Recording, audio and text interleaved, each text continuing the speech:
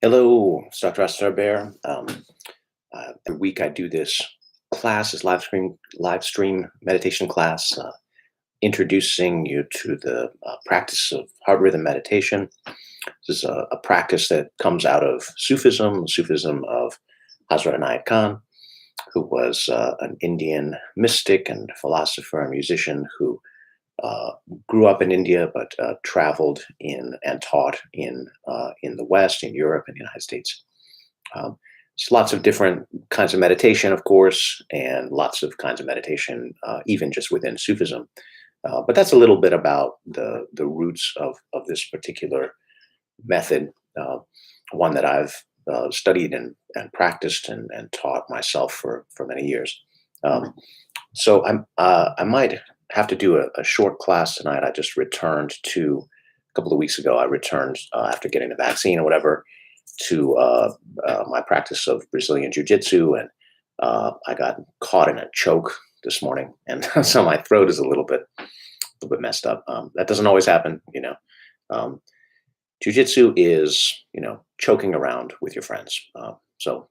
But sometimes, things go a little too far. I'm okay. It's just, I've got a sore throat, so I might drink some of this herbal tea. It's just tea in here during this.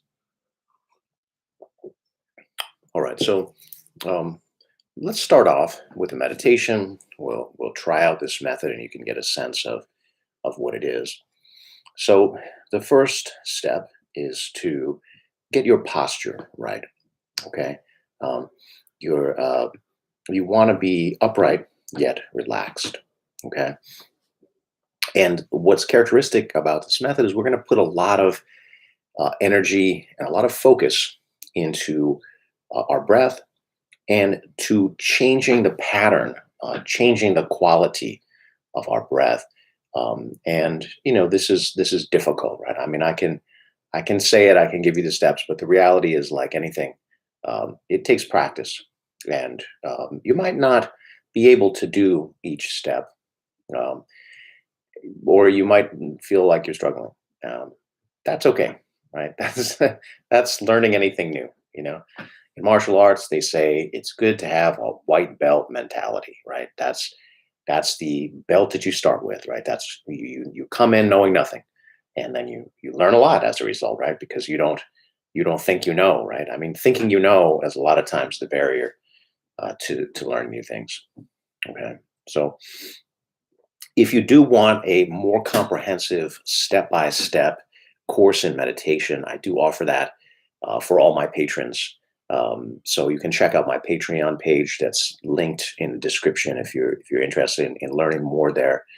Um, so we start with posture, right? We A very common thing to have happen with your posture is that you're leaning too far forward, right? I mean, a lot of us work on keyboards, right? We just have a habit of leaning forward. So for me, I'm often reminding myself to just kind of lean back, okay? Not too far back, but you're tuning into the bones. They're called the sits bones, right? You're tuning into those bones and just feeling. Do you have your weight centered, right? The weight of your upper body. Do you have that centered so that your weight is resting on those bones, right? And you want to pay attention to two aspects of your core, right? The front part, your abdominal muscles, and then the back part, your lower back muscles. Okay, so one of the ways you might realize that you're leaning a little bit too far forward is you'll just feel that tension in your lower back. So you just kind of make small movements, settle in. All right. So we're gonna work with the breath, and you close your eyes. And the first step is just making the breath deep. So that means deep in your belly, as opposed to high up in your chest, right? So this is called diaphragmatic breathing. Breathing in your chest is called thoracic breathing. That can be a pattern. Some people have that. It's kind of a bad habit, right? Um, Breathing up in your chest is associated with physiological arousal, right? It's associated with the fight or flight response. We suck in our stomachs to protect ourselves, right? And then we breathe. We don't allow our bellies to be relaxed enough to draw the breath in from, to let the diaphragm relax, which is what happens when you do diaphragmatic breathing. It's why it's called that. Um, so if you keep that pattern when you're breathing, but you're not in a fight or flight situation, you're doing something you don't really need to be doing, right? And it's having a negative effect on, I mean, negative, it's all things are correct in their proper balance, right? So it's having the effect of giving you that stress response, which is not what we want in meditation, right? So you allow the belly to soften and to relax and to expand as you breathe in and to contract as you breathe out. Right. So you can, just to see if you're doing this, you take your hand and just place it on your belly, um, and just feel your belly rising and falling as you breathe.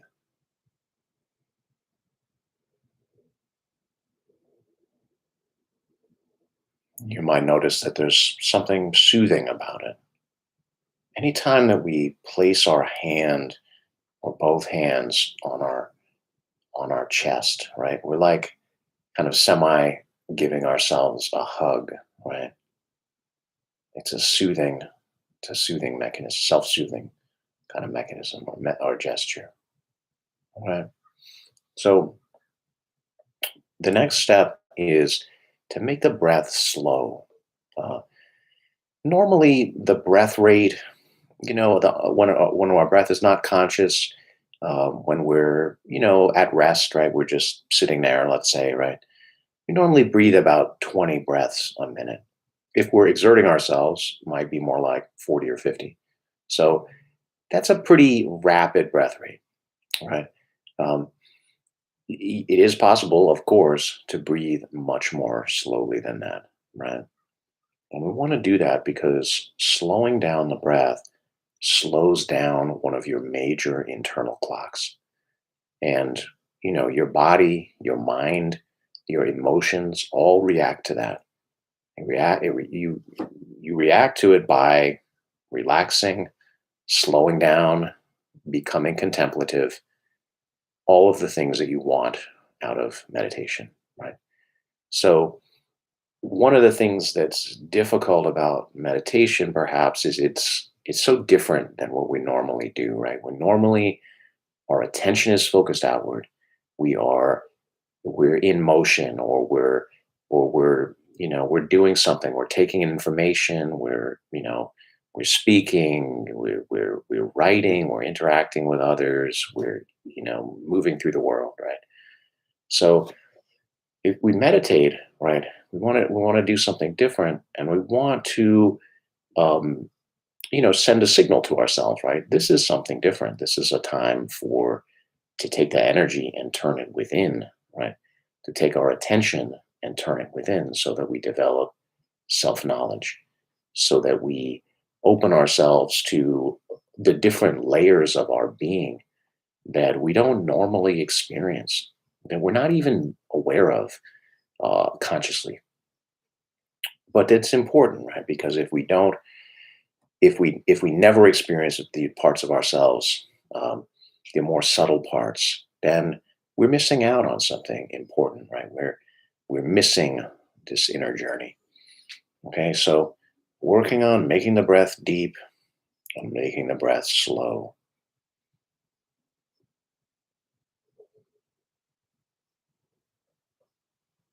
Now, the next step would be to make the breath rhythmic and heart centered. There's two steps. We're going to sort of do them together. Because the way to make the breath rhythmic and the way to make the breath heart centered, there's one technique which does both of those, which is paying attention to your heartbeat and breathing in tune with your heartbeat. Now, this is challenging. Not everyone can feel their heartbeat. Maybe half of people that, I've taught a lot of people this method, maybe about half can feel the heartbeat. Everyone does eventually, but one of the difficulties of this is that you might not feel it right away. So we have different techniques for that, different tactics. One is to place your hand on your heart. You might feel that, or you can place your fingertips and just press lightly against your breastbone. You might start to feel your pulse in your fingertips from that pressure, right? You can even do both sets of fingertips. I know it's a little bit weird, right? So maybe a little bit uncomfortable to have your hands up, but try it out and see if that helps. You can do your palm, or you can even do both palms. I have a chair here that I can rest my elbows on, which makes it a little bit easier. Um, you might also try taking one hand and just kind of looping it around, right? So your fingertips are touching your wrist, and then have that hand there and this one hooked around. So I can feel that quite well. Because it's like feeling for the pulse in someone's wrist, your own in this case, right? But so that gives you another shot at it, right? I like the palms one myself. I'll often do this, even though I can feel my heartbeat quite well without it.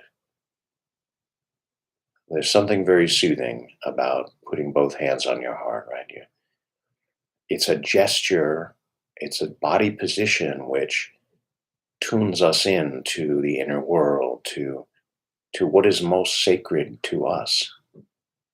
And that's good, right? That's what we want, right? When we say make the breath heart centered, it means unite your breath with your heart, with what matters to you, with the place that you feel emotion most deeply.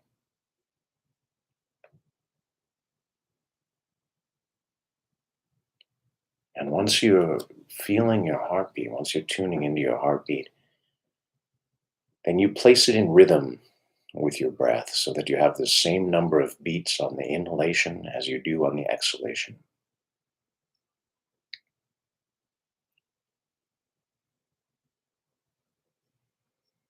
Now, you might start off, if you're not used to this, you might start off with a count that is low, like say 4 beats in and 4 beats out. And as you develop your breath, keep pushing yourself and do a longer count if you can. Do 6, do 8. On retreats, I sometimes do a very long count, 24, 28 maybe. It's a challenge, and sometimes we don't. It's a good exercise, right? Um, so 8 beats in, 8 beats out, making the breath rhythmic, focusing your mind on your physical heart, but also on your energetic heart, your emotional heart, what is called the heart chakra.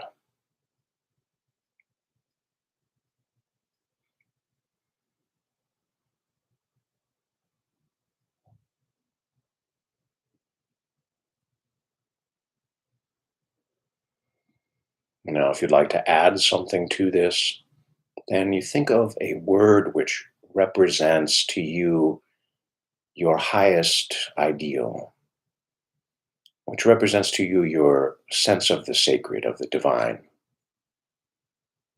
Whatever that is, I don't want to impose something on you. I want it to come from you. Right? Since I'll share what I often use, since I was raised, in this Sufi tradition, I feel a lot of connection to the Islamic word for God, which is Allah. It's a beautifully open sound. It has an ah sound, right? The ah, it resonates the heart, right? When you make that sound, you're going to feel that vibration. So even if you do it mentally, right, there's a part of your body that responds to it, and even just to thoughts, right? And so that's the benefit that we're looking for here. We're looking for a rather than counting out a number, one, two, three, four, etc. Right? We want to be repeating a sacred word, a word that is sacred to you. Okay, or even a phrase. You can craft a phrase, and you can change these to bring out different aspects. Okay, so this is I'm giving you guys a basic structure of heart rhythm meditation, but it can be customized in many, many different ways. I mean, possibilities are endless in terms of focusing on certain energies, bringing those energies out in yourself as a way of conscious self development. Now, the final aspect we're working on here is to make the breath full.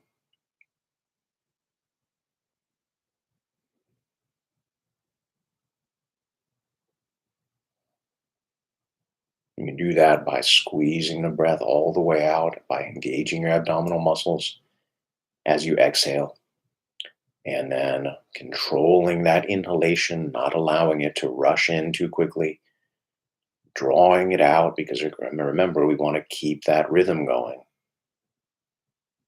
So if we breathe out more, if we breathe out and get closer to fully emptying our lungs, what's going to want to happen is you're going to want to let the air rush in, right?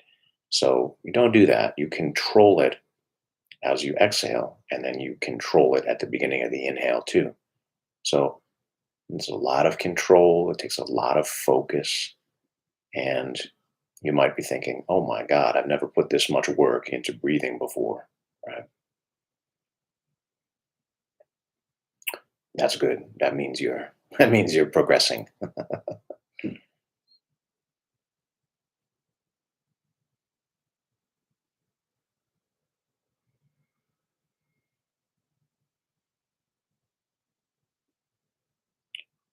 All right, we'll end our practice there, and I want to talk about a couple of aspects of the practice. Now, I didn't get too much into the full breath. Full breath is probably the most difficult aspect of the practice. Um, it's the one where you're most likely to delude yourself, right? Um, Self delusion is a big problem that human beings have, right? In general, we're all guilty of it. We all delude ourselves. We all, you know, think we know more than we do.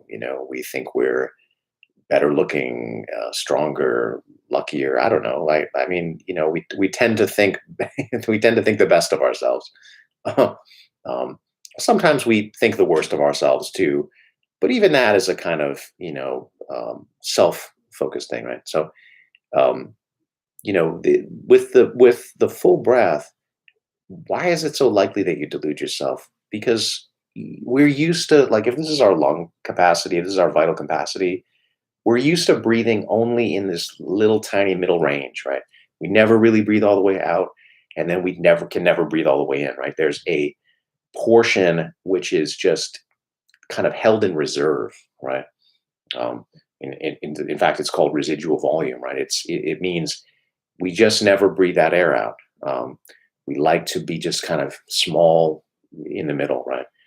And maybe that makes us feel secure or whatever. We know we always have this right to draw on, but the problem with breathing all the way out, the thing that makes us psychologically, subconsciously resist it, is if you breathe all that stale air out, if you breathe out all the residual volume, it's scary, right? I mean, it causes like a physiological and psychological moment of panic because you're out of breath, right? And your body and yourself, right, knows that breath is life.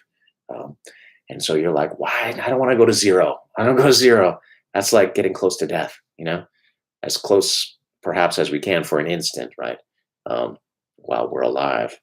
Um, but of course, then you're able to breathe in much more, right? So there's there's a pretty big upside to it, right? Yeah, you breathe out, you have to empty yourself. If your cup is already half full, how much, you can only add half to it, right? So, you know, um, empty the cup, breathe all the way out. And then you can take in way much more, right? But we don't want the breath to be uncontrolled. We don't want the breath to be, the Sufis talk about it as gross or fine, meaning unrefined or refined, right? Unrefined breath can be big and full, right? Like this. Right? That's a big unrefined breath right there, right? That's not very meditative, right? That's going to trigger your fight or flight response, right? Did you see how my chest was going, right, to do this? So we want to breathe fully. We want to take in more breath, more vitality, more life, but we also want it to be smooth. We want it to be rhythmic. We want it to be slow, right? It's still meditation.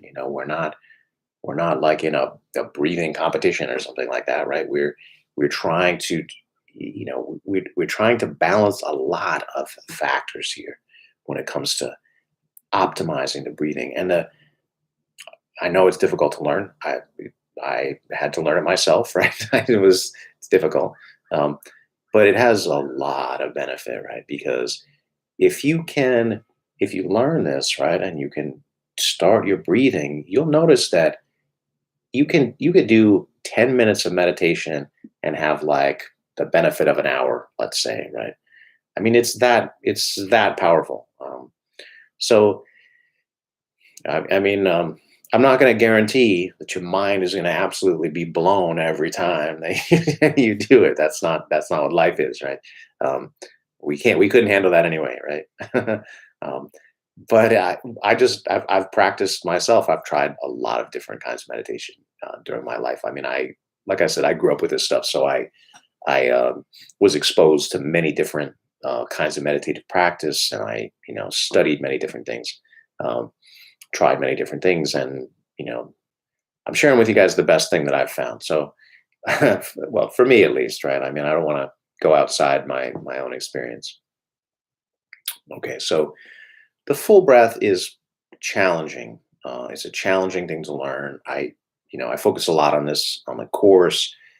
um, Meditation is often it's helpful to have a teacher, to have somebody who can give you feedback, who can help you take a general practice of meditation and customize it for your needs at this time, right? Because people are different, I mean, we go through different things. Um, what might be right for me at a particular time might not be right for you, right? So this is the role of the meditation teacher, to help you craft a practice. It kind of like a coach, right? I mean, like a coach helps you, create exercises, a routine, etc., that works for your goals, right? Not every kind of exercise is going to help you reach your goals, right? I mean, that's that's the reality. So the same thing with meditation, right? Doing the general practice will bring a lot of benefit, right? So even if you're not focused on a particular thing, you don't have a teacher or whatever, there's still a lot of benefit from doing the basics. But there's a lot more that you can get by having by having that relationship, right? Where someone, experienced person, helps you customize that, because a lot of the benefits of meditation come from a regular practice. Uh, it's great to go and do a longer set, retreat or something like this, right? That's great. That can really help you leap forward. But if you want to keep that, it's like you have to be practicing regularly, right? Um, and it's good to feel, like if you're going to carve out time in your day to do something like this, it's good to feel like, oh, this is helping me with the things that I most need help with, right? Whatever that is, right? I mean, you would know the best what that is. Um, all right, so I want to talk about a particular thing that happens, especially with meditation that focuses you on your heart and on your emotions. Um, and that is that your emotions are going to come up. You're gonna get into your feelings, um, and that that can be wonderful, and it can also be difficult. Um, and so I just want to talk on that a little bit. The the Sufis talk about the these different faculties of the human being. Um, we have a mind, we have a heart, we have a body, right? Um, and so the mind and the heart are in a particular relationship to one another. Um, and by the way, within Sufism, it's described as like the mind is the surface of the heart. So it's kind of like all heart, but like a lake, right? There's depths to it, and there's a part that you can see from outside, right? You can only see this very thin layer, the surface, right? And that's what our minds are, right?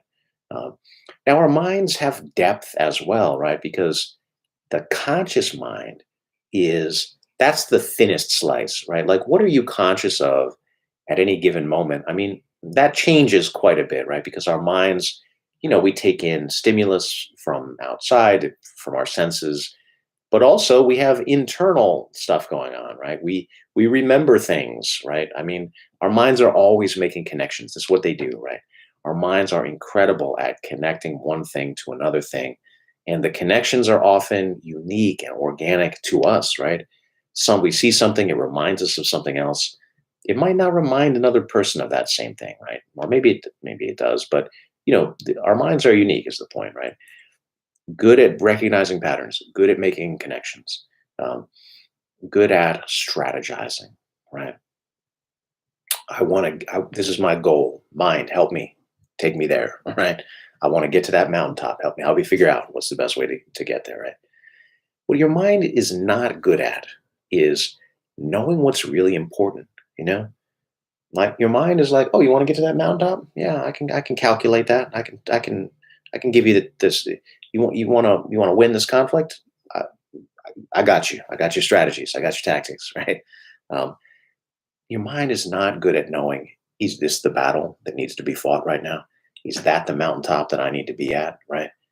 That doesn't come from your mind. That comes from your heart, that comes from what matters deeply to you. Life is short. We have to make choices. We cannot do everything, right? And whenever we say yes to something, we're saying no to a whole bunch of other things. How do we do that? I mean, we need to know ourselves. We need to know, what do we really want, you know? And part of it is like you can't ever fully answer that question, right? But you as you know yourself more and more, you're going to have a better and better answer to it, right? So this is like the proper relationship between a mind and a heart. If your mind is like, you're trying to make a decision about something really important, like we're often taught, oh, make a list of pros and cons. So, mind's good at that. I can make a list. Yeah, I'll make a list all day. That's fantastic, right? But that doesn't really do it, because what matters is not the length on one side versus the other, but the intensity, right? I mean, and where do you get that information from, right? Again, that comes from what's really important to you, right? I mean, you could have one thing on the con side and a zillion things on the pro side and still not do it, because that one thing is just more important, right? Um, so the basic idea here is you need to be in touch with your heart to make any of the big decisions in life, right? Big decisions in life typically do not have enough data. You just don't know. I mean, like, should I move to this other city, right? Is this is this the one, right? This is the person, the one. um, you don't have enough information there, right? Your mind is not going to be able to do that, right? Um, you don't have enough dots to connect there. you know, um, you need to be able to trust your heart, right? To trust your deepest emotion, um, and So this is part of the motivation for why is it a good idea to take your heart as a focus of your concentration, right? So we are using the mind to connect to the heart, to energize the heart, to discover what's really important and who you really are, right? You need to know that, right? I mean, there's a longing that we all have to really know ourselves, and that's not going to be done up here, right? That's gonna be done by getting into this realm of feeling and emotion. Okay. Now, here's the thing that happens though. Okay, so we I gotta have another some of my tea here. Okay, so here's the thing that happens. You're meditating, you're breathing, right? You're putting your breath is in rhythm. You're doing all the stuff that I taught you, right? You're making your breath deep, slow, rhythmic, heart centered, all of that. Um, Gosh, I'm hung up here. I don't know what's going on. Um, so, all right, well, I'll just continue. All that, let's say all that is happening. Um, and you start having a very strong feeling, right? And it's very confusing. Um, we, and so what is this, right? This is our minds are like, oh, that's a negative feeling, like I feel angry right now, but I'm not an angry person. What does this mean? What do I do? Right? I mean, this is your mind encountering some strong feeling and then being bouncing off of it, right? And saying, yes, let me strategize. Let me, right? That's your mind staying in control, or trying to stay in control. So wanting to return to the surface where you understand things, you know. Um, but if we stay with this metaphor, the surface is a very small part of the lake, right? I mean, it's a tiny fraction of the whole thing, and what happens on the surface is, definitely going to be affected by what's going on in the depths. It's kind of like your mind is like a flea riding an elephant, and you might pretend that you're in charge of that, right? I mean, you're the flea might be like, I'm holding the reins, right? Like this, right? The elephant is going to go where it wants to go, and your mind is going to say, oh, yes, I meant to go that way, right? That's exactly, I'm still holding the reins, I'm still in control, right? um, but when you really get into strong emotion, what you realize very quickly is you're not in control. um, you can't really control that emotion exactly, right? You can't be like, feeling, stop that, I don't like that, I don't want to feel that. You can try, right? The flea, steer this way, go this way, stay away from there. You um, it's not going to work. So a better tactic, right? A better approach, a better kind of attitude or philosophy for that is to say, I really want to know and I really want to experience what's in my heart, whatever it is, you know. I want to just be open to it, because that's how you do self-knowledge, right? You don't say, "Oh, I already know everything I need to know," right? And if it's not according to my expectations, I'm not going to do it, right? No, that's not how you learn about yourself, right? You learn about yourself by saying, "Let me experience it," right? Let whatever there is to experience, I want to feel it, right? Whatever there is to feel, I want to feel it. And you try to discourage yourself from going on this mental chain that says, oh, I'm feeling something. What is that feeling? Let me label it, right? Because again, labeling it is creating distance, like you have this phrase says, I have a feeling I cannot put into words, right? Because language is already like a flattening of experience. When you're in the flow of an experience, that is not that's not the linguistic part of yourself, right? uh, that's the that's the experience part, right? The part that just is like, you know, I can't do words because the experience is so vast. It's so overwhelming, right?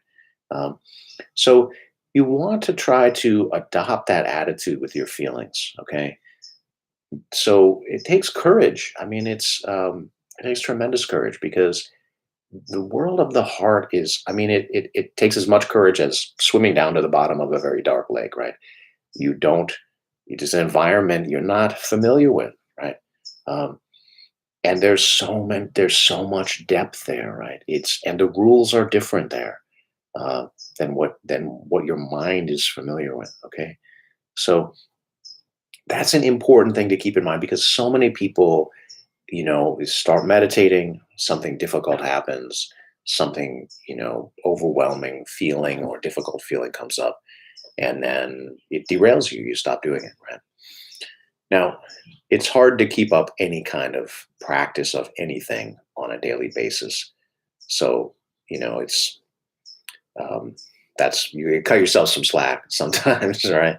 Um, but also, it's meditation has that unique kind of ability to bring you in touch with that which is most difficult, that which is unresolved for you. Um, that is not necessarily going to happen with other activities, right? Like it's difficult to exercise every day. Is exercise going to bring you in touch with a thing that is the most unresolved for you?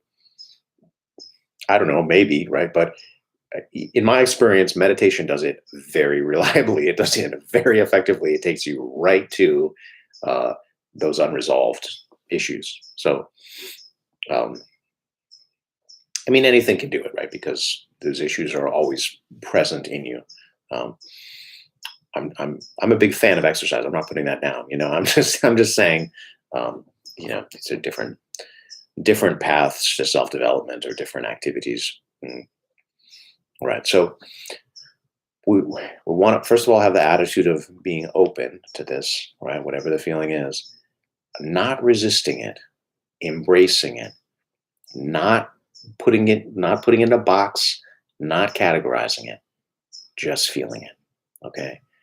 Now, if you're doing this in meditation, you have some very powerful tools.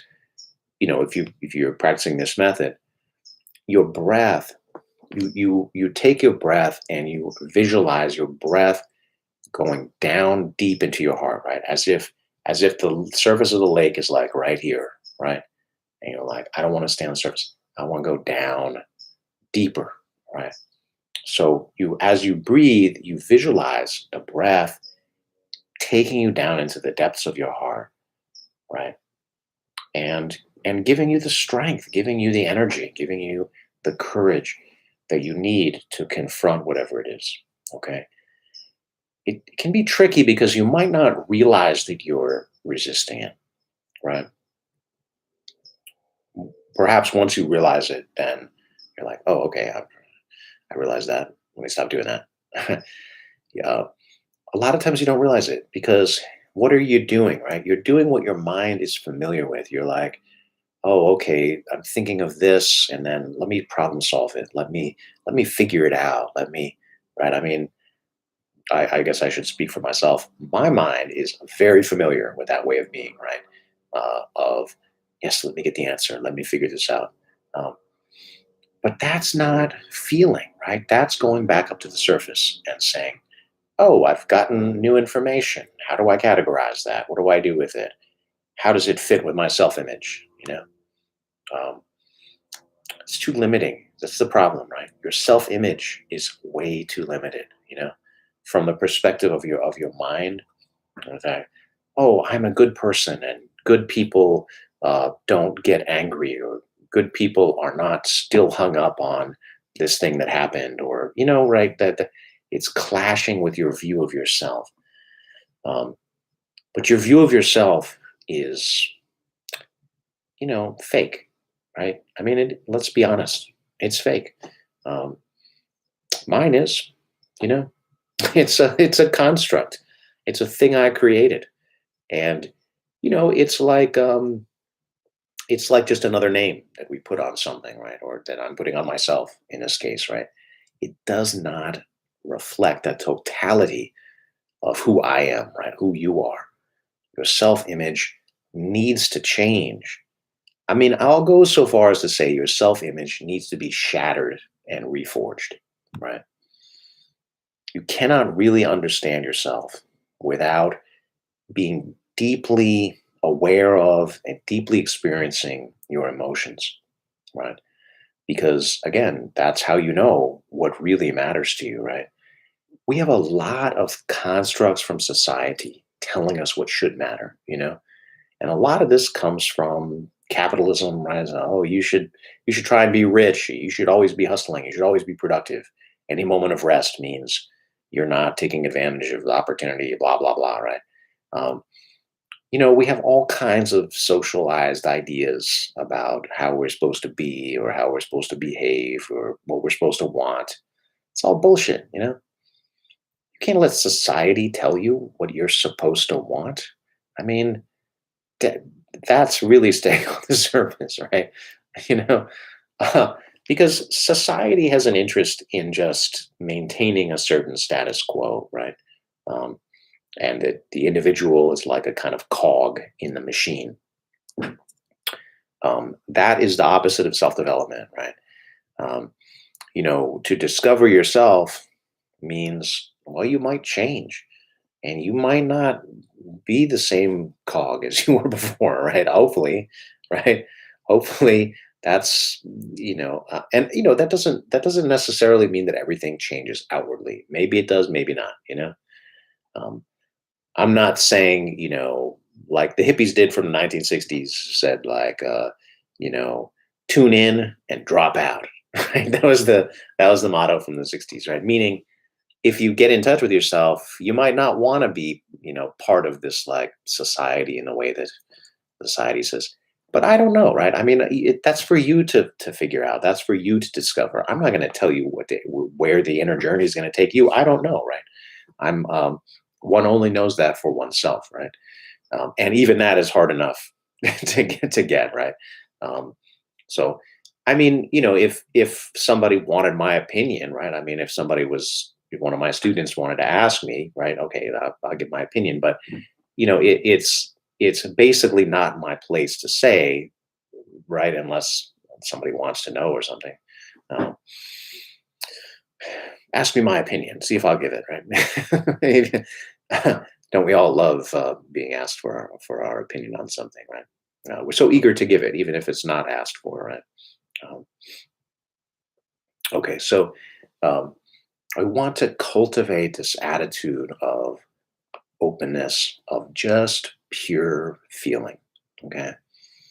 And then we want to now I should just say some people are already very in touch with their emotions, Um, and the issue there that's good, right? But there's more to happen, right? There's more there's this is a journey that has endless, right? So there's always further to go, right? A lot of times when a person is in touch with their feelings, they are a lot of times in touch with the personal dimension of their feelings, right? I feel this. Now, I don't want to minimize that. That's vital, that this is what I'm saying. We want to have that, right? We want to be very aware of, very conscious of all of our feelings, right? Not just the ones that are convenient, not just the ones that don't clash with our self-image, right? The ones that fit in and don't challenge us. No, all of them, right? Because you cannot just have positive feelings, right? That is not the heart. That's not life. Life is not going to be entirely positive. I mean, I hope I'm not the first person to tell you this. Uh, Life is a mix of all kinds of things, and what we consider to be positive and negative, changes depending on our point of view, changes as our perspective changes. Sometimes things that seemed absolutely crushing are later revealed to be absolutely necessary, right? Uh, you know, it, Life doesn't appear to be about just enjoyment. Life seems to be about growth. That's my interpretation, obviously, right? All this stuff is. If life was just about enjoyment, I think life would be rather different, right? life is continuously pushing us to grow. Um, and whenever we get comfortable and we say, oh, yes, why can't things just stay like this? Well, that's when a change is quite likely to be approaching, right? Um, because life seems to dislike stagnation, right? So, where I'm going with this, right?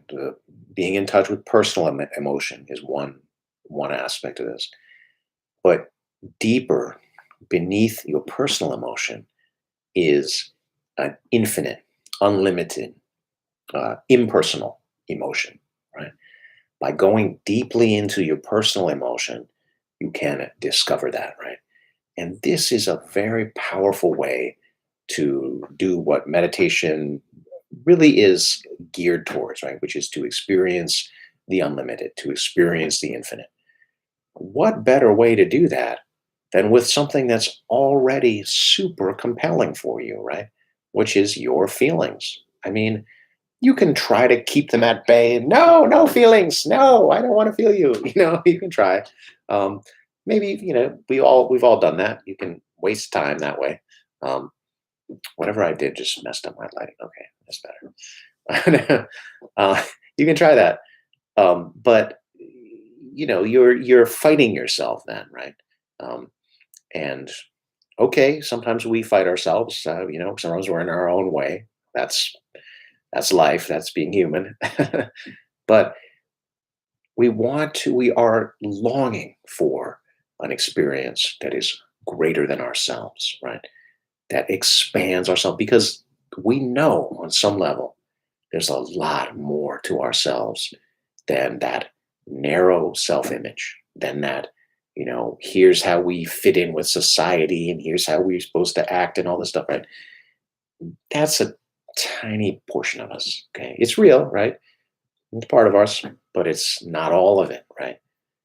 We long to experience more, right? So, one aspect of this, right, is being willing to dive to the depths of your personal feelings and just feel them. Now, we want to be like, oh, okay, I know what this is, and now I'm gonna figure out what to do. Try to resist that. Okay, say, this is not the time to figure anything out. This is just the time to just feel, right? And if you notice yourself figuring, you return, right? Use the breath, return to the depth of that lake, right? So now you may also encounter, this is where what I'm trying to get to, that when you really go deeply into feeling, it gets bigger and bigger and bigger, right? That's what you want, right?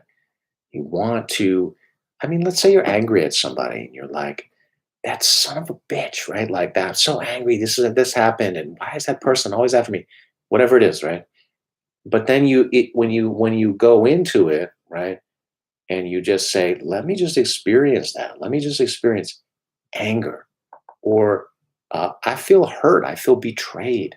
You know, I mean, so often anger and pain, or whatever caused the pain. So often these are just like hand in glove, right? So, okay, if it's pain, experience the pain, right? Now, you can see why we resist this, right? Because you're like, oh, meditation, that's supposed to be nice. That's supposed to be flowers and unicorns and gently bubbling springs and stuff like that, right? Pain, diving deeper into it, making it more intense and more prominent. The hell is this? Let me get the hell away from here, right? So I don't know. Maybe what I'm saying is unpopular. I don't know, but it's real, right? We all have pain. When you sit quietly, it's going to come up. Maybe not all the time, thank God, but it's going to come up at some point. So, what do you do with it, right? What do you do with the feelings that you don't like? Well, rather than fighting them, you go with them. You have an intense experience, but it's an adventure.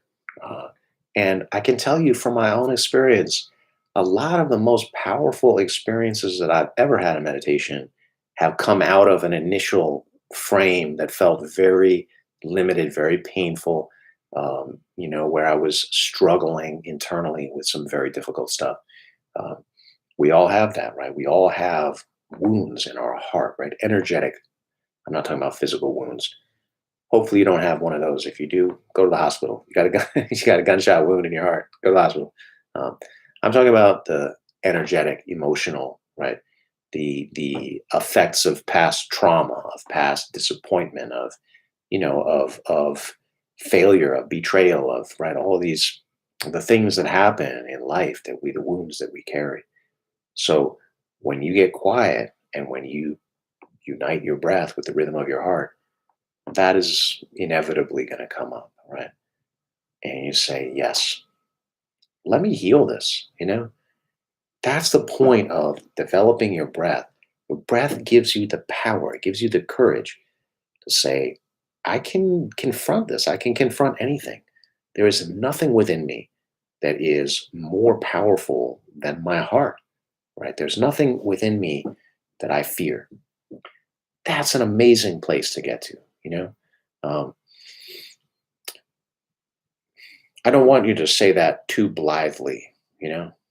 Like, maybe you say that, but check yourself. Is that really true? Um, how do you know, right? Okay, so we want to not only go to the depths of our personal emotion, but then to be open to that becoming impersonal, becoming infinite, becoming much larger than ourselves, right? Like I said, maybe you start with something that made you really angry, you feel betrayed. Well, who are you really angry at, right? So the Sufis have a very amazing kind of uh, statement or part of the philosophy which says, my aspiration is to treat every interaction, every experience as being given to me by God. Right? Wow. Given to you by God. Well, given that life is not only positive, but also negative, also difficult, right? Also challenging. So, wait, God is giving you challenging experiences. Why? Why would God do this to you, right? Well, because it's it's necessary to aid your development in some way, right? Um, so, all right, I have a question here from Toddy Fan. Thank you for writing in. What time of day is best for meditating? Well, the best time is the time that you'll do it. You know, the best time is now. Um, I have done many different times myself. I've been, a fan of the early morning. Early morning tends to be like my time. Um, Although sometimes I like to do mid morning. I live in Southern California, and I like to meditate with facing the sun. That's something I enjoy. So early morning isn't as good for that because the sun's not up. You know, um, you see that there's different energies at different times of the day. I've done lots of meditating at night. Sometimes I wake up in the middle of the night and meditate, or meditate in the middle of the day. Um, I don't think there's a best time. There is a kind of a worst time for meditating, though. So I'll tell you that one. The worst time for meditating is like right after you've eaten a really heavy meal. You know, that is going to interfere with it's going to make the breathing that I taught you much more difficult. Um, and the other time, maybe the second worst time, is that time that's like 3 in the afternoon, right? That time of like that energetic lull that happens. That's also a difficult time. Um, but difficult times can be good too, because if you meditate at 3 in the afternoon, you might not have a breakthrough meditation, but you might feel energized, right? It can often give you that kind of feeling like I feel like I just woke up from a refreshing nap, right? But I didn't. I was sitting here, right? I was saying very upright posture, paying attention to my breath. Um, so those are my thoughts on it. The Sufis do have a certain kind of, there's a teaching about this. So if 3 p.m. is like kind of the difficult time, 3 a.m. is considered this very special, sacred kind of sacred time, which is like you know, in between this period, like so if there's midnight, right? The sun sets at 6 p.m. and rises at 6 a.m., which doesn't always, right? But 3 a.m. is like three quarters of the way through that period of darkness, right? Um, and you kind of, if you've ever been up at that time, you might kind of feel there is a very quiet, very still vibe that happens at that time. It's an inconvenient time, though, relative to the demands of our daily life and whatever. So, um, you know, experiment with it. When you're on retreat, I've done lots of retreats, and they always start at that time. Right? You always start meditating at 3 a.m. Um, so I don't know. I want to inspire you guys, but I don't want to like scare you either. So it's like whatever time you're gonna do it, that's the time. Um, all right. Well, let's do one final session of practice, and so sit up straight, tune into your breathing, make your breath deep and slow and rhythmic and heart centered and full. Breathe all the way out so that you can then breathe all the way in.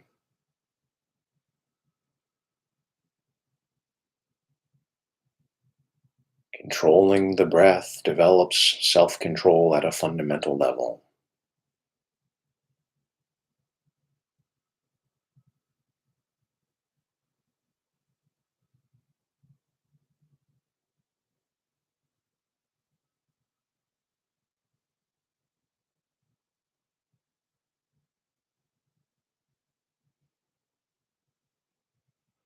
As you breathe, you feel that it is your heart that is breathing.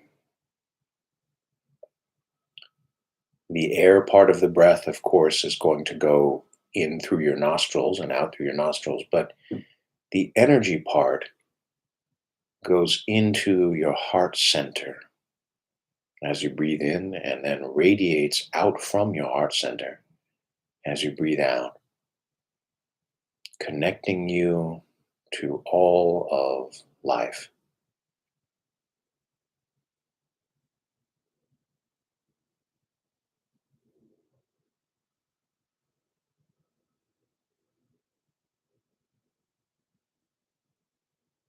Tune into the infinite dimension of the breath.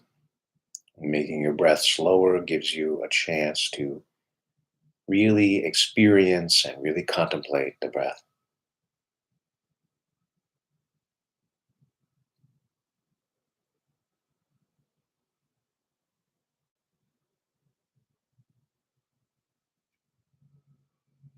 Feel your heart as this lake of emotion, of feeling. Our minds want to categorize it. Our minds want to say, oh, this is certain feeling here, certain feeling there. That makes as much sense as saying, oh, yes, this part of the lake is separate from that part, right? That's not how lakes work. Lakes are one body of water, right? That body of water connects all together, right?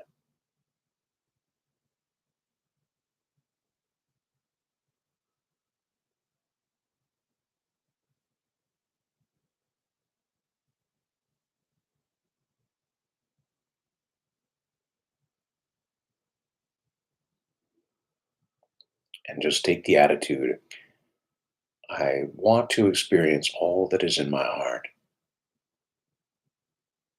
And the Sufis say the heart is larger than the universe. What a thought that is, right? My heart is larger than the universe. Amazing, right? Asra Khan says, if there were 10 universes, your heart would contain them all. Wow. He's not talking about the physical organ, right? He's talking about the energy.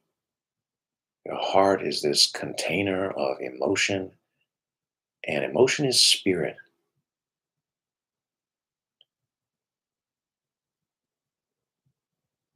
You allow your feelings to become truly vast. They're no longer as connected to the peculiarities of the situation, right? You started off being angry at a certain person. Maybe you start to experience that anger as more like intensity, more like it's hard to label it. It's like that. It's passion. It's vitality. It's life. You might read the Old Testament and find that even God gets angry. What is the anger of God about? Right? Is that about a certain thing? Is that limited to a certain thing? Is it even limited to a certain feeling? Maybe that's too maybe that's too much trying to put it in a box, trying to say, oh, that's this little part of the lake.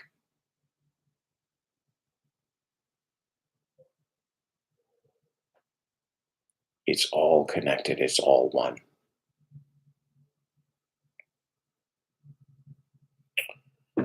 All right, so we'll end our session there. Okay, I have another question here from Gemini Gizmo, wondering how long should I meditate? Well, I'm not sure where you're starting from. It's a good idea to do something that's doable, and it's also a good idea to do something that pushes yourself a little bit. You know, um, so I'm a big fan of sitting down with a certain intention and being like, I'm gonna sit for whatever the time you have is, right? Let's say it's 15 minutes. Um, Set a timer. I mean, don't leave it up to like, oh, okay, I'm good now. I experience what I want to experience. No, set a timer and then you commit to it, right? And then, might it be tough during certain parts of that? Yeah, it might be. Um, Maybe the time will pass very quickly. That happens too. Um, so I'm a believer in that. I like to, set a goal. I mean, I like your question because it's like you're saying, what kind of goal should I set? Um, I don't know if I can.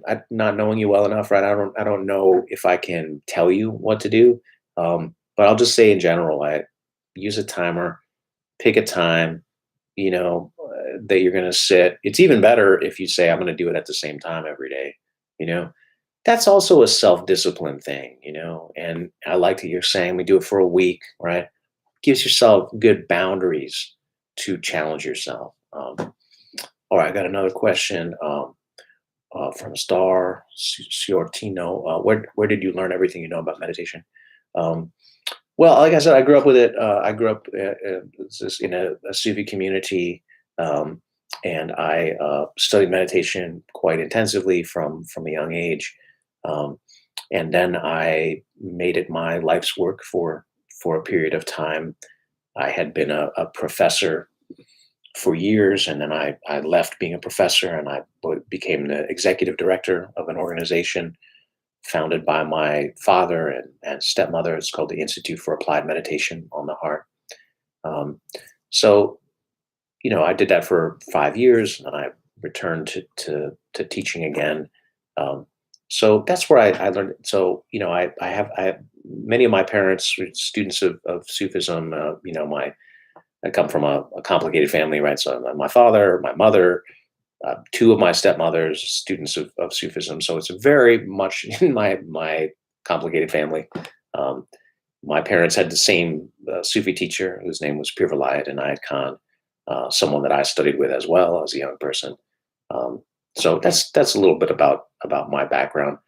I don't get into it every class, not because it's a secret. I'm very happy to share it, but um, I'm trying to focus on you guys right now, right? Not on me. It's not about me.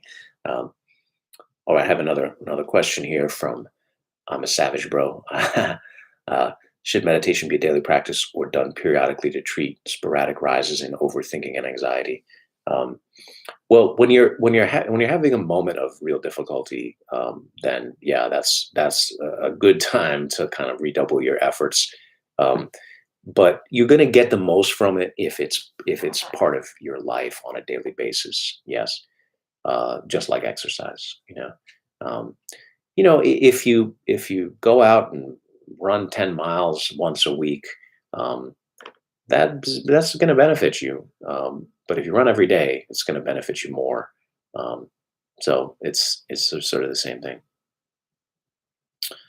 All right. Well, guys, thanks so much for joining the class. I could really feel the vibe there at the end. I think that's the reason why I do this live is to cultivate that. So thank you for joining me in the class, and I'm here every week Tuesday at 7 Pacific. If you guys would like to support the class, check out my Patreon page. The link is below. Um, oh, I've got a final comment. Gemini, you remind me of Bob Ross. That's funny. Well, thank you very much, and perhaps I'll see you guys next week. Take care.